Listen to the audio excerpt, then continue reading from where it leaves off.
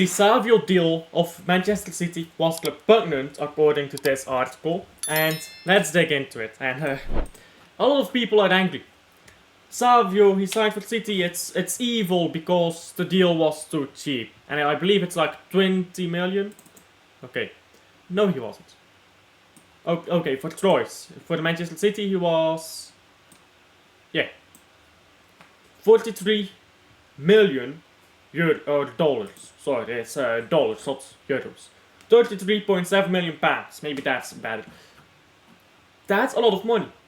But when you're looking at a player like Savio in the modern era, where you don't have many wingers who are as technically gifted as him, who are good left foot, left wing, right wing, you don't have that a lot anymore.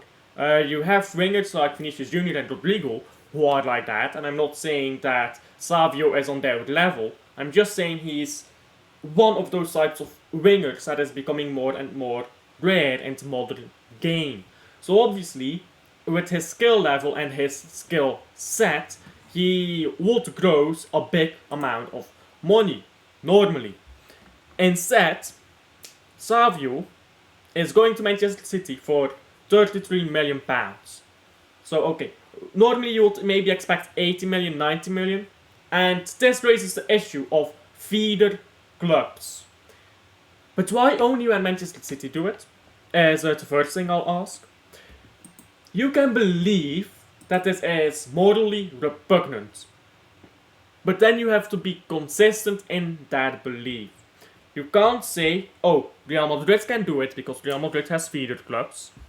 And Manchester City and Leipzig, they can't. You have to be consistent with this kind of stuff. And there's no consistency. Now, what about the efficacy and morality of feeder clubs? Pretty much clubs owned, multi-club ownerships and stuff like that. Like, take Troyes. They are getting relegated to the third tier. They have never been in the third tier before. They used to be a mid-table to a high-end mid-table club, really, in the first division. Now they are in the third tier. This is because Manchester City has used Troyes as an extra bank account. A bank account that is not liable to the Premier League PSR rules. A bank account where they can buy players, loan them out, and use them however they wish, and then get to Manchester City cheaply, so that the players they have can get experience elsewhere, whilst also not having to worry about Premier League, FFP and PSR rules. First of all, that is fucked up. I totally agree.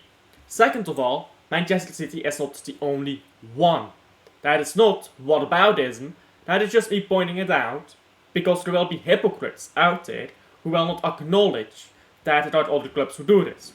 It is not whataboutism, it is just pointing out hypocrisy that, we can all smell the arguments, can't we? We know the arguments, so I don't think I need to explain that. The biggest issue is the reason why multi-club ownership exists is because there exist rules against spending money with a single club. Especially in the Premier League, which has a very, very strict rules around it. Strict rules around squad sizes and all of that. So, you look at all of this here, and you're like, okay, how do you stop this multi-club ownership from destroying teams? Savio, going to Manchester City for, 34 million I believe it was, 34 million pounds. How is that possible? That should be investigated. They are just selling themselves a cheap player. But then you think about it, yeah? Why is Savio at Troyes and not Manchester City if Man City wanted him? They were always going to loan out Savio, but Man City wanted Savio. That is why they bought him using Troyes. The reason why Savio is at Troyes is because there are rules in the Premier League that stop clubs from spending the money that they have. Now you can argue the morality of these things all you like. But the reality is, football did not have rules like that in the 80s. Well, they had rules like that, but nowhere near as strict. I should not say that there were no spending rules, there were. There was absolutely rules against illegal expenditure and stuff like that, all the way back into 1900s, the early 1900s. But what I'm saying is, the rules back then were a lot less strict. So, did the rules that we have bring about multi-club ownership? Would it exist if these rules didn't exist?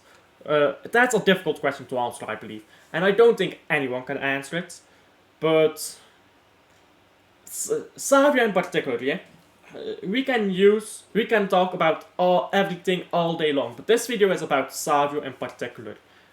I don't think Savio would have been Troyes' player if it wasn't for the fact that there were PSR rules and FFP rules that only allow you to have a limited amount of players in a squad. Because if those rules didn't exist, okay, Man City buys Savio and loan him out. But it's not that easy, because there are rules about squad limits, homegrown players, and if you can't loan out Savio, oh fuck, now you're stuck with him. And you have to keep within your squad limits and stuff like that. And if he's at Troyes, okay, he can ball out at Troyes, right? If he's at Girona, he can ball out at Girona. I just don't think that Savio would have ever been a Troyes player if not for these rules. But maybe I'm just wrong in that. And I think that's where I'll leave it. So tell me down below what you guys think about this video, about this topic, about all of this. But keep it around Savio, right? If you're discussing multi-club ownership, do it in the context of Savio, because this is about Savio, not about this multi-club ownership issue on a grand scale. Because that's a video in and of itself, isn't it? And yeah, thank you for sticking along to the end. If you're new to the channel, please like and subscribe. Always helps out the channel and I appreciate it. And I'll see you guys on the next one. Bye.